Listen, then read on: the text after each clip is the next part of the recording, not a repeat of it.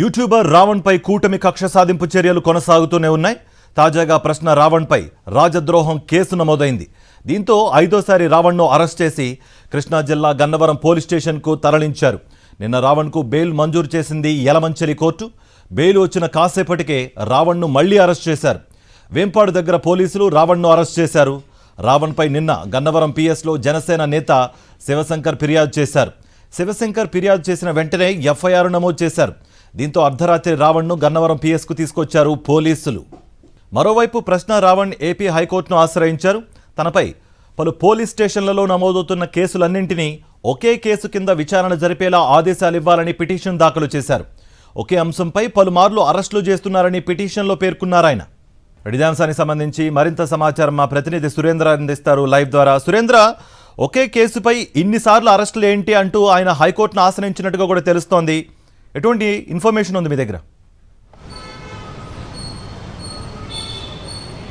కార్తిక్, ప్రశ్న యూట్యూబర్ రావణ్కి సంబంధించి అరెస్టుల పర్వం అయితే కొనసాగుతున్నది. ఇప్పటికే 1వ తారీఖు నుంచి 4వ తారీఖు వరకు పిఠాపురం నుంచి మొదలుకొని పిఠాపురం, సర్పవరం, మచిలీపట్నం, అదేవిధంగా యలమంచిల దగ్గర కూడా 4 చోట్ల ఆయనకి బెయిల్స్ వచ్చాయి. అయితే నిన్న రాత్రి మళ్ళీ గన్నవరం పోలీసులు అరెస్ట్ చేసి గన్నవరం తీసుకొచ్చారు. అయితే ఇప్పటి వరకు ఉన్న కేసులన్నీ కూడా కేవలం పవన్ కళ్యాణ్ని లేదా కొంతమందిని రెచ్చగొట్టే విధంగా మాట్లాడంటూ పెట్టిన కేసులు మాత్రమే. కానీ ఇప్పుడు గన్నవరంలో పెట్టిన కేసు మాత్రం హాట్ టాపిక్గా మారిందని చెప్పొచ్చు.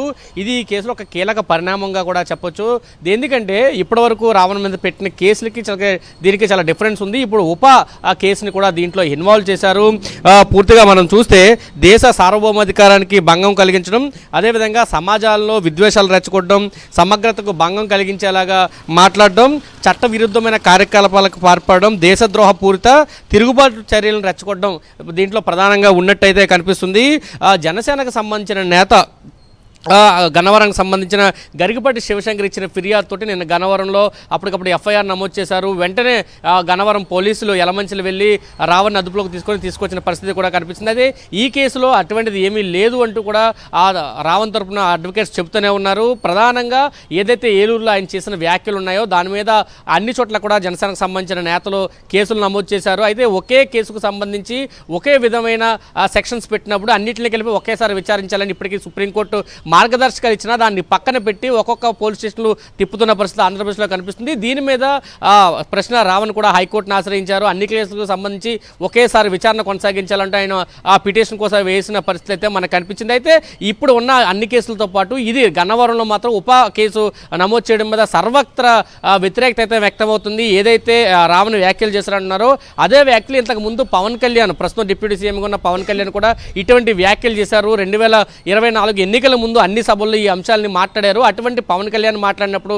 లేని అడ్డంకి అదే స్ట్రాటజీ తోటి ఇప్పుడు రావణ్ మాట్లాడుతుంటే ఎందుకు ఇంత ఉలిక్కి పడుతున్నారు? కేవలం ఇదంతా కూడా ఒక కక్షపూరితంగా జరుగుతుందంటూ రావణ్ తరపు ఎవరైతే మాట్లాడుతున్నారో వాళ్ళంతా కూడా చెప్తున్న పరిస్థితి. దీని మీద ఖచ్చితంగా కోర్టుకు వెళ్తామంటారు. అయితే కేసు పెట్టడం మాత్రం ఇప్పుడు రాష్ట్రం అంతా కూడా సర్వత్రా చర్చనీయాంశంగా మారిందని చెప్పాలి. Karthik, thank you Surendra. మరిన్ని అప్డేట్స్ కోసం ఛానల్ ను సబ్స్క్రైబ్ చేయండి. నోటిఫికేషన్స్ కోసం బెల్ ఐకాన్ పై క్లిక్ చేయండి.